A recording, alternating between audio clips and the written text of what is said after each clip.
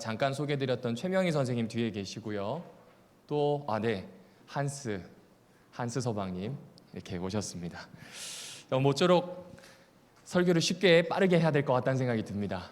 오늘 하나님의 은혜를 같이 쉽게 나눌 수 있도록 노력해 보도록 하겠습니다. 자, 오늘 이야기는 사실 달란트 비유인데 이미 많이 들어보셨을 것 같아요. 근데 성서 해석을 하는 데 있어서 길은 좀 몇 가지가 있는데 너무 한 가지만 좀 많이 들어오셨던 것 같아서 조금 다르게 볼 수 있는 유대주의적인 방법으로 한번 살펴보려고 합니다. 여러분이 잘 알고 계시는 것처럼 어떤 주인이 길을 떠나기 전에 세 사람을 부릅니다. 먼저 여기서 말씀드리지만 여행이라는 표현에 너무 주의하실 필요는 없습니다. 놀러 가는 게 아니라 사실 놀러 가는 여행은 11세기 이후에 조금씩 대중화되기 시작했고요. 그 전에는 출장이라는 의미가 훨씬 더 가깝습니다. 어쨌든 떠나기 전에 5달란트, 2달란트, 1달란트를 3명의 종에게 맡겼다는 사실을 잊지 않으셔야 합니다. 종들입니다. 그리고 그 종들은 그 위탁받은 금액을 자신들의 방식대로 사용을 합니다. 그래서 결국 5달란트, 2달란트 받은 사람들은 곱절로 만듭니다. 그렇죠? 결국 10달란트가 되고 4달란트가 되고 1달란트 받았던 사람은 땅에다 묻습니다. 그리고 묻어두었다가 주인이 다시 돌아오게 되니까 이제 회계를 하겠죠. 계산을 하는데 이익을 낸 두 종에게는 칭찬을 하고요. 땅에 묻어두었던 종에게는 악하고 게으른 종, 사실상 욕입니다. 욕을 합니다. 그리고 쫓아내버리는 장면이 나옵니다. 그래서 우리는 이 이야기를 들을 때 좀 몇 가지 생각해 봐야 되는 부분이 있는 것 같아요. 첫 번째는 1달란트의 가치거든요. 1달란트는 한 6천 데나리온 됩니다. 이게 잘 안 오시죠? 1달란트가 6천 데나리온이다라고 하면 지금의 돈으로 한 10억, 15억 정도 됩니다. 그러니까 옛날 달란트는 금을 단위로 했을 때 30kg에서 34kg 사이예요. 저울이 정확하지 않으니까. 그리고 이제 그게 시세로 따지면 그 정도 됩니다. 그런데 6천 데나리온을 조금 더 쉽게 해보면 이런 것 같아요. 어떤 분은 한 데나리온이 일꾼의 하루 품삯이라고 하는데 굉장히 비싸게 쳐준 것 같고요. 그 당시 이 플라타르크라고 하는 역사가가 기록해 놓은 거에서 보게 되면 로마 군인, 중산층입니다. 로마 군인이 받는 1년 연봉이 225 데나리온으로 기록되어 있습니다. 그러니까 6천 달란트를 나눠보면 몇 년 일해야 되는 거예요? 26.6년, 그러니까 26년하고 한 3, 4개월 정도 더 일해야 하는 만큼, 그것도 군복무는 24시간 주말까지 다 있잖아요. 하루도 안 쉬고 일해야만 벌 수 있는 막대한 양의 돈입니다. 그 돈을 맡깁니다. 조금 더 와닿게 한번 표현을 해볼게요. 당시에 헤롯 안티파스가 다스리고 있었던 이 한 지역을 분봉이라고 표현합니다. 이 한 지역을 갈릴리를 4개로 나눠서 한쪽을 헤롯 안티파스가 다스렸는데 그 지역에서 1년 동안 나오는 세수가 200달란트입니다. 그러니까 200달란트인데 맡긴 거는 총 8달란트니까 따지고 보면 1년 세수의 4% 정도, 막대한 금액이죠. 그 금액을 다른 사람이 아니라 종에게 준 겁니다. 노예에게 준 겁니다. 그렇게 하고 출발하게 됩니다. 폴리비우스라고 하는 역사가는 뭐라고 기록했냐면 국가에서 예산을 쓸 때 반드시 황제의 재가를 받아야 되는, 허락을 받아야 되는 이 예산의 범위가 있거든요. 1달란트입니다. 그러니까 사실상 현실성이 있는 이야기예요, 없는 이야기예요? 없는 이야기예요. 종한테 이 막대한 금액을 맡겼다는 것도 말이 안 되고 당국의 허락을 피해서 주인이 그만큼의 돈을 가지고 있다는 것도 사실상 말이 되지 않을 수 있는 이야기입니다. 그래서 사람들이 들었을 땐 의아한 이야기를 예수님이 하고 계신다는 거죠. 여러분이 잘 알고 계시는 것처럼 타국에 갔다가 돌아오는 주인을 재림하실 예수님으로 많이 해석을 해서 우리가 가지고 있는 달란트를 잘 사용하자, 그리고 주 앞에 바칠 수 있는 것들로 해보자라는 이야기를 하게 됩니다. 그런데 이 이야기를 조금만 좀 삐딱하게 좀 보도록 할게요. 그러면 능력대로 능력 많이 받은 사람이 열심히 봉사하면 더 많은 보상을 받는 거고요. 봉사하지 않으면 하나님으로부터 적은 보상을 받습니다. 이거 좀 불편하지 않으신가요? 하나님이 가지고 있는 구원의 계획 안에서의 첫 번째 가치가 자유와 평등인데 그것과는 조금 배치되는 듯한 느낌도 보이기도 합니다. 우리가 너무 익숙하게 들어왔어요. 너무 익숙하게 열심히 봉사해야 될 이유, 내 달란트를 사용해야 될 이유를 찾았는데 막상 이 배경을 따라 천천히 와보게 되니 조금은 불편할 수도 있는 이야기가 되는 겁니다. 왜냐하면 하나님이 조금 삐딱하게 더 읽으면 차등하시는 거예요. 차별하시는 것의 이야기를 볼 수가 있는 겁니다. 그러니까 열심히 신앙생활하고 성공한 신자에게는 은혜가 되는 것이고, 어쩌면 여러 사정으로 껍데기만 신앙생활한다고 느끼는 사람에게는 이보다 더 가슴 아픈 이야기가 없을 수도 있다는 겁니다. 그래서 여러분 몇 가지 질문을 적어봤습니다. 만약 이러면 어떨까요? 이 비유에 나온 주인이 재림하실 주님이라면 왜 하필 자기 재산을 똑같이 나누어 주지 않고 능력대로 나눠 주셨을까요? 그렇죠? 똑같이 나눠줘도 돼요. 엄청나게 큰 돈이잖아요. 이미 10억이에요. 그런데 그걸 나눠줄 때 왜 능력대로 나눈다는 표현을 사용하고 있을까요? 사람을 능력대로 좀 차별하시는 걸까요? 글쎄요, 성경에서 많은 기록은 하늘에서 키를 재봐라, 너네는 다 똑같다, 이 이야기가 참 많은데 왜 이런 이야기를 하는지 좀 생각을 해보게 됩니다. 예수님의 비유를 듣던 청중들은 거의 농촌에 살던 사람들이에요. 금융업이 또 발달하지 않았던 시대가 1세기입니다. 그런데 장사하는 이야기를 합니다. 이 장사하는 이야기는 수완이 좋은 사람만 알아듣습니다.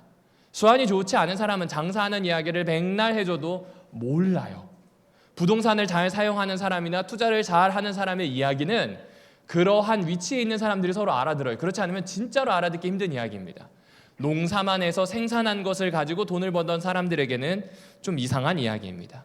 그리고 더 중요한 거, 종은 노예지 않습니까? 노예인데 노예가 장사로 거의 폭리를 취했어요. 2배를 벌었단 말입니다. 이게 가능할까요? 지금도 쉽지 않은데 당시의 노예가 이렇게 할 수 있다, 이건 쉽지 않습니다. 만약에 노예가 까딱하다가 이 투자를 실패하면요, 자기 목숨이 달아나요. 그런데 장사를 했다, 뭐가 좀 맞지 않는 듯한 이야기가 아닌가라는 생각을 해봅니다. 여러분, 증권가에서는 한 방에 재산을 불릴 수가 있다고 하더라고요. 그런데 고대에서는요, 사실상 불법과 폭력이 아니고서는 이런 폭리를 취할 수가 없습니다. 왜 그렇게 다른 부족과 다른 나라를 많이 쳐들어갔을까요? 막대한 양의 부를 얻기 위해서 그들을 망가뜨린 겁니다. 그래야 가능했는데 왜 이럴까라는 생각이 나옵니다. 그러면 또 다른 의문이 들죠. 주님은 일확천금을 장려하시는가? 라는 생각까지 해볼 수 있는 겁니다. 거기에다가 안 그래도 장사 못하고 땅에 묻었던 사람은 혼난 것도 억울한데 그걸 뺏어서 더 많이 번 사람에게 줘버립니다. 이것도 이상하죠? 왜 그렇게 하셨을까? 이런 질문들이 끊임없이 나옵니다. 사실 이 설교를 준비하면서 여러분도 느끼셨겠지만 뭐지? 왜 나는 믿음이 없는 것 같지? 이런 생각을 좀 해보게 되었어요. 기존에 읽어오던 것을 따라서 열심히 봉사하고 은혜를 받아서 천국 가자는 이야기와는 조금 다를 수 있는 정황들이 발견돼서 생기는 그 질문들이 저를 적잖이 좀 불편하게 했습니다. 여러분은 어떠십니까? 만약 이 질문들에 대해서 깔끔하게 할 수 있다면 참 좋은데 기존에 해왔던 방식들은 조금 어려움이 있는 것 같습니다. 그래서 한번 다른 방식으로 읽어보자, 도대체 사람들이 어떤 방식으로 읽었는지 좀 더 살펴보자 하면서 좀 읽어보게 되었습니다. 내가 이해할 수 있는 다른 방식이 없을까? 또 그것을 가지고 오늘 성도들과 함께 은혜를 나눌 수 있는 게 없을까라고 해서 찾아보았습니다. 바클레이라고 하는 유명한 목사님이 마태복음이라는 성경 주석을 씁니다. 거기에 이런 이야기를 합니다. 이 비유는 한마디로 누구에게 집중하고 있느냐입니다. 한 달란트 받은 사람인가요? 주인인가요? 한 달란트 받은 사람이에요. 우리가 이 이야기를 아무리 살펴봐도 전통적인 해석이든 다른 방식으로 읽든지 딱 한 사람, 한 달란트 받은 사람에 대해서 집중할 수밖에 없습니다. 전통적인 해석이라면 한 달란트 받은 사람처럼 하면 안 되는 거고요. 다른 해석이라 하더라도 한 달란트 받은 사람에 대한 어떤 이야기가 있을 것 같다는 겁니다. 이 김득중이라고 하는 사람이 여러 사람의 책을 읽고 복음서의 비유들이라고 하는 책을 정리를 했는데 아주 옛날 책입니다. 그 책에 이런 표현이 나와요. 하나님께 받은 사명은 자기들이 만들어 놓은 전통과 규정 밑에 묻어버린 서기관. 그러니까 한 달란트 받은 사람을 그 당시 서기관으로 예시를 듭니다.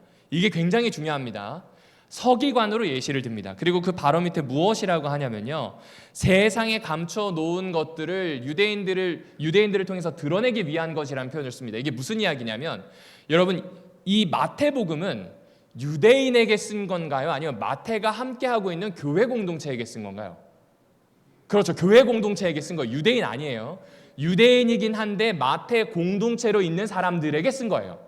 그런데 기존의 그 사람들, 당시에 이 책을 받아들었을 사람들은 유대인들에게 주었을 메시지로 많이 해석했다는 거예요. 서기관들이 자기 할 일은 하지 않고 다른 일을 하고 있다는 것에 대해서 이야기할 때 종과 주인의 관계로 이야기하였다는 겁니다. 그러니까 지금 이렇게 보자면 분명히 우리가 정통적으로 해왔던 해석과는 조금 다를 수 있는 가능성이 있습니다. 이 작가 엘릴이라고 하는 사람이 이런 얘기를 했어요. 초대교회 시대의 이 비유의 방향이 바뀌었음을 지적하고 있습니다. 그러니까 초대교회가 되면서 이제 유대인에게 초점이 맞춰져 있는 게 아니라 유대인 출신 플러스 마태와 함께 있는 교회 공동체에게 이 메시지가 갔을 것이다. 그러면 사실 한 달란트 받은 사람은 교인들이에요. 이해되시죠? 교인들에 대한 이야기입니다. 오늘날과 동일시하시면 안 됩니다. 그 당시 교인들과 동일시해야 됩니다. 비슬리와 머리는 이렇게 이야기합니다. 달란트 비유는 예수님의 메시지를 반대하는 사람들이 아니라 말씀을 받아들인 사람들에 대한 이야기이다. 여기까지는 큰 어려움이 없습니다. 하나만 좀 다르죠? 우리가 일반적으로 해석해오던 방식이 유대인들에게 주어져 있는 이야기로 그 바탕으로 해석해 온 겁니다. 하나님께 많이 받았으니까 제사장 나라가 되었으니 많이 사람들에게 나누어 줄 수 있는 준비를 해야 한다는 걸 서기관들이나 사두개인들에게 했던 이야기라는 거예요. 그런데 이게 교회로 다가오게 되면 조금 다른 방식으로 볼 필요가 있다는 겁니다. 자, 그럼 좀 쉬운 질문 해볼게요. 여기 이 세 명의 종이 있습니다. 누가 칭찬을 받을 만하고 누가 바보 같은가요? 여러분 어떻게 생각하신가요? 앞서 이야기를 들어보게 되면 몰래 투자한 종들이 칭찬을 받고 땅에 묻어둔 종은 욕을 듣고 쫓겨나게 됩니다. 그런데 제가 보기에는 조금 다른 것 같아요. 여러분 그 당시 배경으로 한번 돌아가 보겠습니다.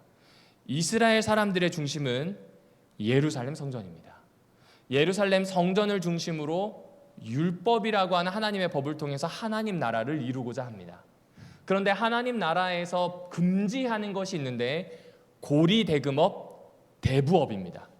이걸 통해서 타인을 절대로 괴롭히지 말 것을 이야기합니다. 그건 어떻게 나타나냐면 희년법에 드러납니다. 혹시 빚을 져서 우리 집에 노예로 왔다 하더라도 희년이 되면 모두 다 놓아줘야 됩니다. 그리고 또한 땅은 하나님 것이니 아무리 내가 땅 문서를 가지고 있다 하더라도 땅은 누구 거예요? 하나님 거예요. 그러니까 희년이 되면 그 땅 문서를 원상복구시켜야 됩니다. 만약에 김수현 집사님 땅이라면 제가 가지고 있는 땅이더라도 김수현 집사님 조상들에게 하나님이 주신 것이므로 제가 돌려줘야 되는 겁니다. 그러니까 이 사람들에게는 고리대금업, 대부업은 악이에요. 그럼 발달할 게 몇 가지가 없겠죠. 생존을 위해서 농업이 발달합니다. 그리고 아까 말씀드린 것처럼 성전 중심이라 그랬으니까 드릴 재물을 키워야 되겠죠. 대부분 재물들은 동물이니 목축업이 발달합니다.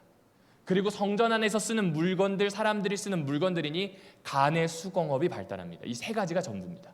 여기에 금융업이 끼어들 수 있는 것이 사실상 거의 없었습니다. 그런데 이게 끼어들기 시작하는 때가 언제냐면 바로 1세기 즈음, 기원전 한 3, 4세기부터 시작해서 1세기 즈음 다른 나라의 지배를 받으면서부터 금융업이 끼어들기 시작합니다.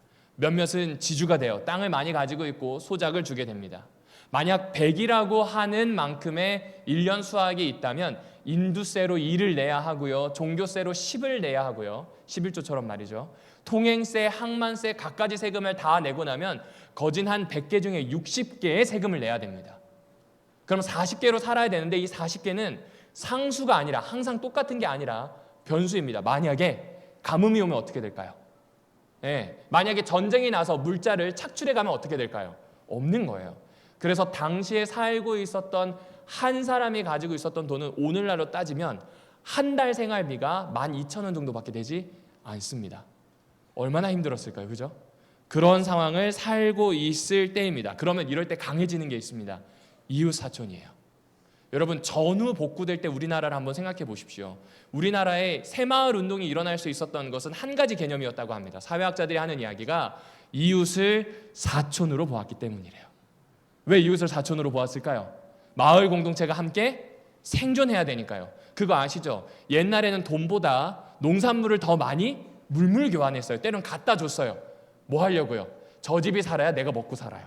또 내가 살아야 저 집도 먹고 살 수 있어요. 서로 그렇게 돌보았습니다. 이때도 마찬가지예요.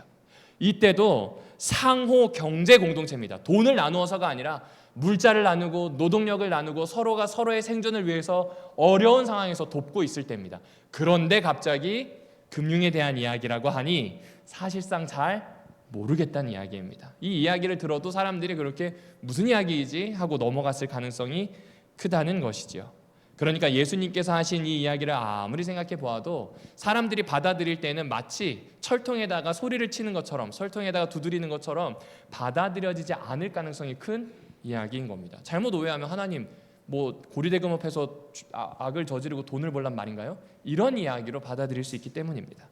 그러니까 지금까지 해왔던 것처럼 뭔가 돈을 많이 번다, 달란트를 통해서 이익을 남긴다라고 하는 것이 그 사람들에게는 너무나 낯설 수밖에 없는 이야기라는 겁니다.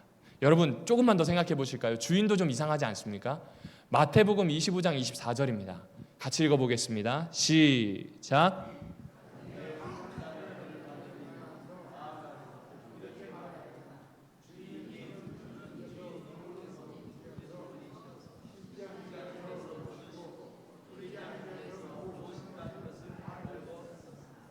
제일 무서운 게 1년차 선배거든요. 중학교 때 보면은 뭐 별로 차이 안 나는 것 같은데 바로 선후배가 됩니다. 그러면 제일 무서운 게 1년차 선배예요. 와, 나이 한 살밖에 차이 안 나는데 비슷해 보이는데 체격도 자꾸 선배라고 짓누릅니다. 그쵸? 똑같은 이야기예요. 누군가 짓누를 때는요 철저하게 짓눌러요. 말도 못하게 말이죠. 그런데 지금 아까 종이라 그랬잖아요. 종이 주인에게 이런 말 할 수 있어요? 없어요? 없죠. 이거 목숨 건 거예요. 그쵸? 그리고 아직 우리가 알고 있는 몇 가지 사회혁명이 일어나기 전이라면 이건 말도 안 되는 겁니다. 주인님 당신은요 나쁜 사람, 이 얘기를 하고 있는 거예요. 이 이야기를 종에게 들었다고 해보십시오. 어느 주인이 반기겠으면 이 종을 가만히 두겠습니까? 그러니까 지금 종이 미쳤든지 아니면 양심상 주인의 악을 폭로하겠든지 용기를 낸 겁니다. 이렇게 보면 지금 주인은 좋은 사람인 것 같아요? 안 좋은 사람인 것 같아요? 좋은 사람은 아니에요. 왜냐하면 지금 하는 이야기가 모진 사람이라고 자신의 경험을 이야기하잖아요. 조금 더 보실까요? 26절과 27절입니다. 같이 읽어보겠습니다. 시작. 그 주인이 대답하여 이르되 악하고 게으른 종아, 나는 심지 않은 데서 거두고 해치지 않은 데서 모으는 줄로 네가 알았느냐? 그러면 네가 마땅히 내 돈을 추리하는 자들에게 맡겼다가 내가 돌아와서 내 원금과 이자를 받게 하였을 것이니라 하고. 자, 이게 간접화법으로 느끼게 되면 그래 네가 나를 제대로 오해했구나 하면서 비꼬는 이야기처럼 들려요. 그런데 이 이야기를 원문 그대로 살펴보게 되면 주인이 지금 인정하고 있는 모습으로도 해석할 수 있더라고요. 그래 네 잘 봤다. 내가 지금까지 걸어왔던 길이 뭔가 생산해서 돈을 버는 게 아니라 기회가 있을 때마다 이자를 취하거나 누군가를 빼앗으거나 내가 심지 않는 것에서 가져왔다. 네 잘 알고 있네. 그럼 나를 잘 안다면 적어도 추리하는 사람한테 돈을 맡겼어야지 라는 이야기를 하고 있는 겁니다. 그러니까 지금 여기까지 이렇게 보게 되면 아무리 보아도 주인을 선하신 주님으로 해석을 할 수 있어요? 없어요? 없어요. 여러분 생각보다 많은 이 성경을 연구하는 성서학자들이 이 부분에 대해서 의견이 갈립니다. 우리가 알고 있는 것처럼 선하신 주님으로도 볼 수 있지만 선하지 않은 악한 주인으로도 볼 수 있습니다. 하나 더 예를 들어볼까요? 여러분 누가복음에 보면 열 문화 비유가 나옵니다. 그 열 문화 비유도 한번 잘 생각해 보실까요? 그 문화 비유에서도 생각을 해보면 주인이 그 마을을 종들에게 맡겨요.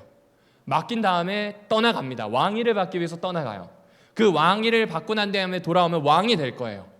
그런데 이때 있었던 종들이 마음에 안 들었는지 이 마을에 있던 주민들이 이 주인에게 편지를 씁니다. 얼른 돌아와서 종들을 좀 치워달라고요. 그래서 왕위를 받자마자 어떻게 해요? 와요. 그 다음에 피해 숙청을 거행합니다. 이게 누가복음에 나오는 이야기입니다.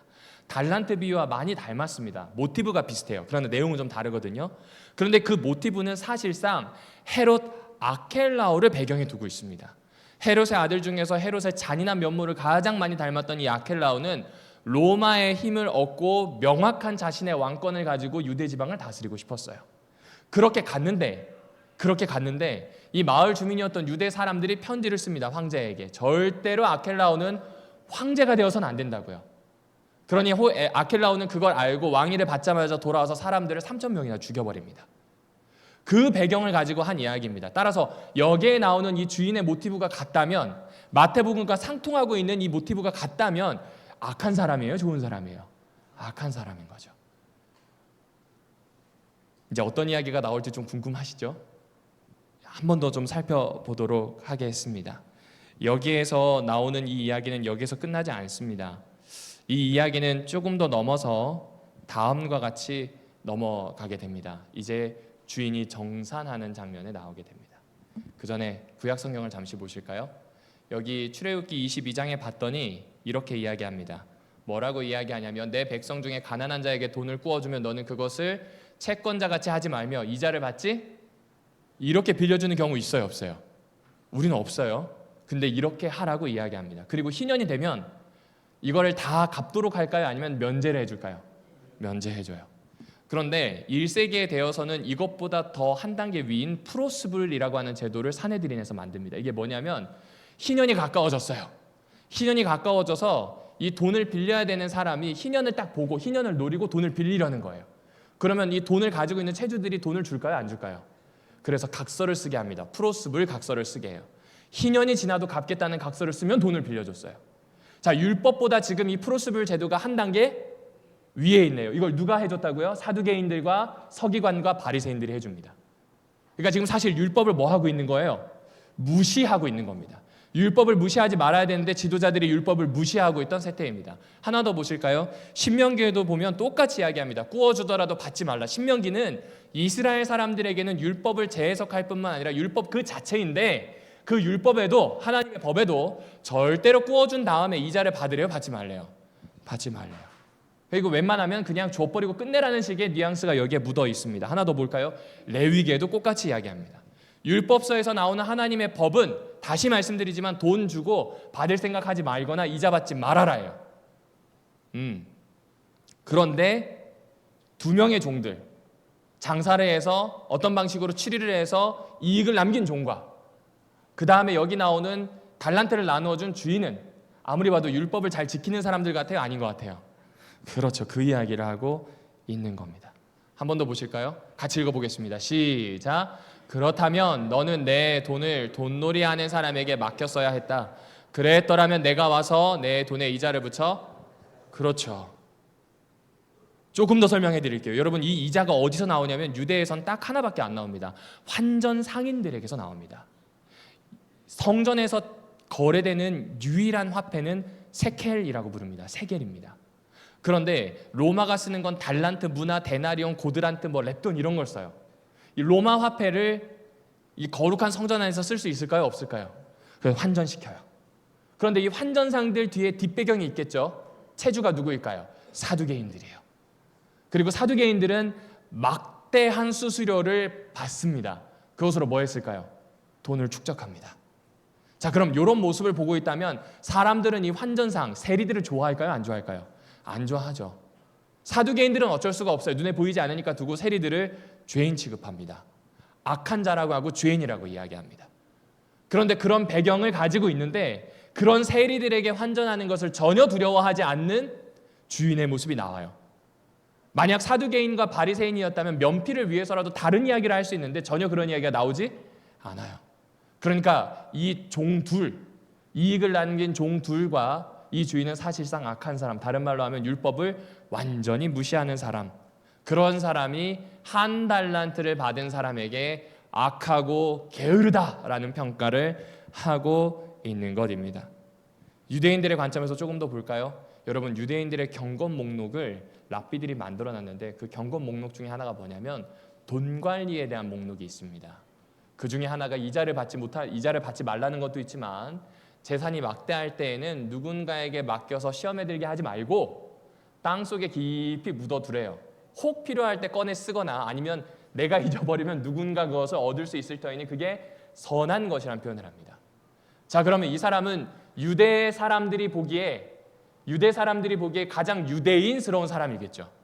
이익을 남기기 위해서 장사하거나 취리하거나 나쁜 방법, 폭력을 쓰는 사람이 아니라 율법에 이야기한 대로 랍비들이 가르친 대로 경건을 그대로 쫓아가는 사람이 되는 겁니다. 완전히 달라지죠, 평가가. 우리가 지금까지 해왔던 평가는 이득을 남긴 사람이 선하고 아무것도 못 남긴 사람이 악해서 능력대로 일해야 된다는 것이었는데 만약 유대주의적으로 쫓아가 보니 사실상 유대인의 명령을 가장 잘 지킨 사람은 한 달란트를 받은 사람이고 그 종들, 이익을 남긴 종들과 달란트를 맡긴 주인은 사실상 이익을 추구하는 악한 사람으로 볼 수 있다는 것입니다. 자, 그러면 이제 이야기를 좀 정리해 보도록 하겠습니다. 여러분, 이제 한 달란트 받은 사람에게 집중해 주시면 좋을 것 같습니다. 한 달란트 받은 사람의 입장이 만약 선하다고 방금과 같은 가정으로 해볼게요. 그러면 이 사람의 삶이 좋아 보입니까? 안 좋아 보입니까? 안 좋아 보이죠. 신앙 지키려고 하다가 쉽게 이야기하면 평지풍파 만난 겁니다. 여러분 가장 어려운 평지풍파가 남자들은 군대에서 제일 먼저 만나고요. 두 번째는 회사에서 만나고요. 그리고 모르다가 만나는 게 가정입니다. 그렇죠? 군대에서는 선임, 그리고 회사에서는 내 동료나 혹은 사내 정치, 그리고 가정에서는 나의 편인 줄 알았는데 알고 봤더니 서로 남의 편이라는 걸 깨닫게 돼요. 살다 보면 생각이 너무 다르죠. 그러다 보니 내가 가지고 있는 생각과 내가 가지고 있는 방식에 대해서 사람은 고민할 수밖에 없습니다. 이 종도요, 하나님으로부터 받았던 방식대로 살려고 노력해본 것 같아요. 그런데 노력했더니 자기가 일하던 일터를 잃어버리고 동료들에게는 왕따 당하고 주인에게는 정말 표독스러운 말과 함께 좋지 않은 평가를 받게 됩니다. 자, 그러면 신앙하는 게 쉬운 일이에요? 어려운 일이에요? 어려운 일입니다. 어려운 일입니다.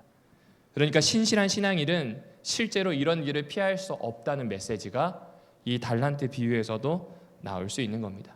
그럼 여러분, 이렇게 비참한 게 신앙인의 끝이라면 신앙 할 만합니까? 어떠세요? 여러분 어떠세요?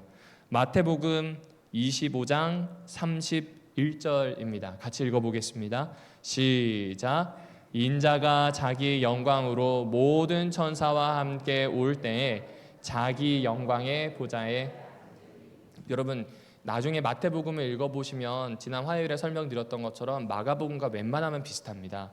그런데 5개의 설교가 끼워져 있거든요.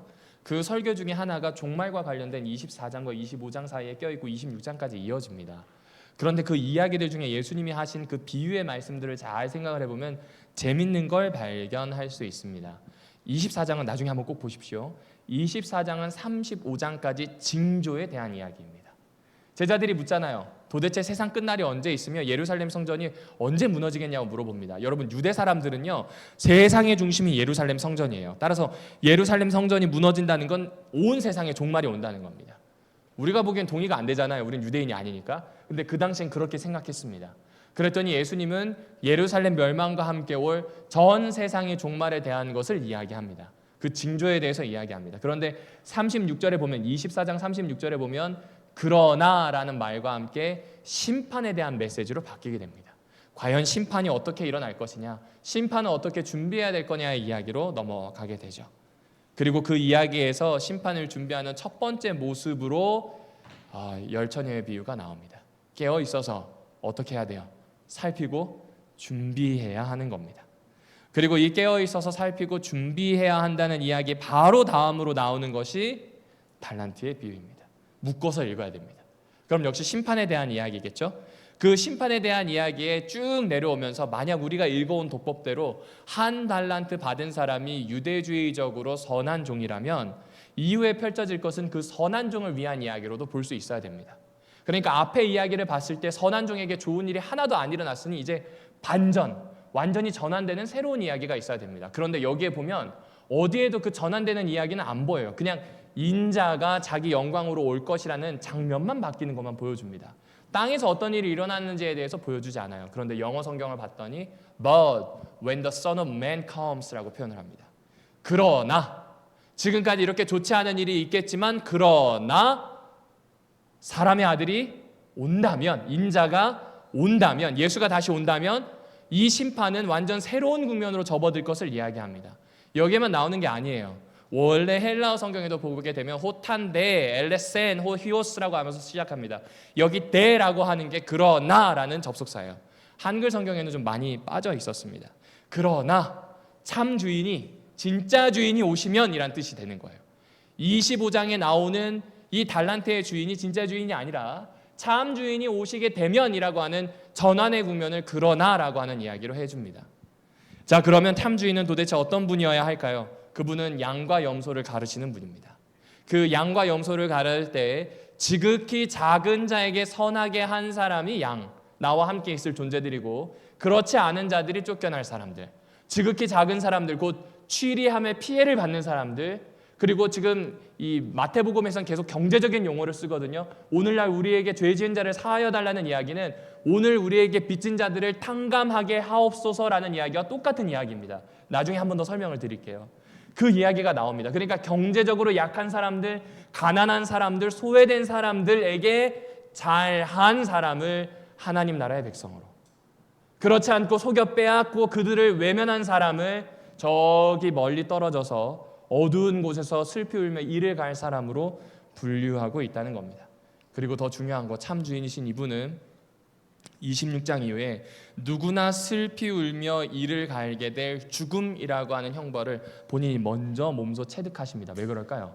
인간이 가지고 있는 것들을 완전히 정리하기 위해서, 내가 서 있는 지금 태도 자체가 누군가에게 악을 취하고 있다면 예수를 중심으로 돌아올 수 있는 길을 만들기 위해서 십자가에 달리셨다라는 이야기가 나오게 됩니다. 자, 이제 오늘 이야기를 차분히 정리하겠습니다. 여러분, 이 이야기를 가지고 고민하지 마세요. 여러분이 전통적으로 해왔던 이 해석이 틀렸다는 게 아니라 과거 유대인들이 가지고 있었을 독법으로 성경을 한번 읽어본 겁니다. 왜냐하면 그들은 그들의 눈으로 예수를 발견했을 거거든요. 그들의 눈으로 보자면 이 주인은 율법을 무시하는 사람, 이 종들도 율법을 무시하는 사람, 한 사람만 하나님 앞에 성실했던 사람, 그가 받을 것은 이 땅에서는 어려움이 있을지 모르겠지만 그러나 인자가 하늘이 열리고 내려오게 될 때에는 새로운 국면을 거듭 경험할 사람, 함께 이웃사촌으로 누군가와 나누고 함께 살았던 그 사람이 양으로, 누군가를 속여 취하고 뺏었던 사람은 염소로 빗겨나게 될 운명을 만나게 될 텐데 그때 양의 운명에 참여할 사람이라는 이야기를 해주고 있는 것입니다. 그러니까 이렇게 보자면 우리는 무엇으로부터 벗어나야 되는지를 설명해주고 있는 거예요. 여러분, 마태복음은요, 부자 유대인들이 많이 읽었대요. 당시 부자 유대인들이 많이 읽었대요. 그러니까 사실은 여기에 나오는 약한 주인과 이 종들의 모습은 어떻게 보면 탐욕이 될 수도 있고요, 구약 성경과 중간 사이에 있는 걸 얘기하자면 만몬이 될 수도 있을 겁니다. 오늘 우리의 용어로 바꾸자면 자본이 될 수도 있을 것이고요, 자본이 중심이라고 생각하는 자본주의식 사고가 될 수도 있을 겁니다. 조금 더 쉽게 번역하면 내 욕심, 욕망, 과욕이 될 수도 있겠다라는 생각을 해봅니다. 여러분, 지난 화요일에 말씀드렸던 것처럼 마태복음의 핵심은 열매를 맺는 겁니다.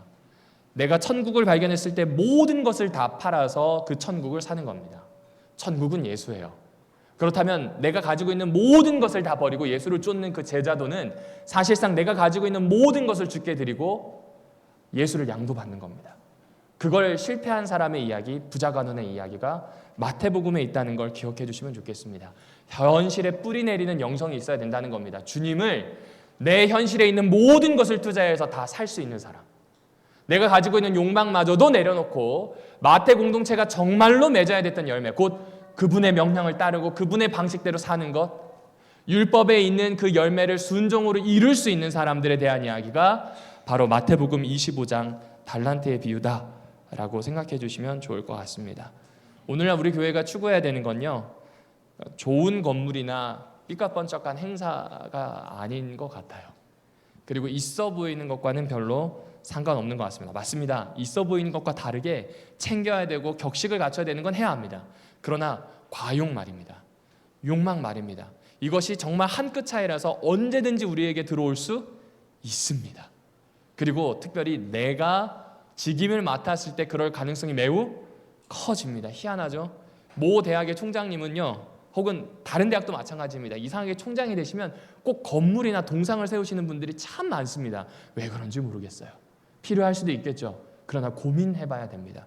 기념비적인 건물을 남기는 것이 중요한 것인지, 그것마저도 팔아서 예수를 남기는 것이 중요한 것인지 우리는 고민해봐야 합니다. 왜냐하면 그분이 언제 오실지는 우리가 알아요, 몰라요. 그래서 내가 이러한 옛날 주인인 만몬을, 탐욕을 쫓아가는지 아니 가는지를 깨어 있어 주의해야 한다고 이야기합니다. 헤르만 리델보스라고 하는 정말 유명한 목사님이 이런 이야기를 했습니다. 제가 읽어드릴게요. 이 비유는 초대교회 안에서 종말론적으로 읽혀졌지만 넉넉고 종말을 기다리는 것이 아니라 그리스도인으로서 하나님께 받은 사명을 지켜나가는 모습을 강조하고 있다. 그렇죠. 우리가 어떤 공동체에 하는지, 어떤 열매를 맺어야 하는지 종말이라고 하는 그 먼 시간도 있지만 오늘이 종말이 될 수도 있다고 생각하고 살아내야 함을 이야기합니다. 교회를 위한 위로가 한 가지 더 있습니다. 여러분, 마태복음서의 기자는 이런 불편한 이야기를 왜 적게 되었을까요? 로마와 갈등에 놓였던 시기, 로마로부터 압제를 경험하던 시기, 유대교 안에서도 수없이 많은 이야기와 함께 싸움이 있던 시기입니다. 이때 참 많은 사람들이 교회를 떠났어요. 왜 그럴까요? 너무 힘이 드니까요. 그런데 이런 위기를 감당할 수 있는 방법에 대해서 설명해주고 있는 겁니다. 주님 오시면 해결될 텐데 주님 오실 때까지 한 달란트를 받은 종처럼 참고 견디어 보자는 겁니다. 쉽게 타협하지 말고 참고 견디어 보자는 겁니다. 지난 일주일 참 고생 많으셨습니다. 어떻게 하다 보니 지난주는 차를 참 많이 타고 이곳저곳 돌아다녔거든요.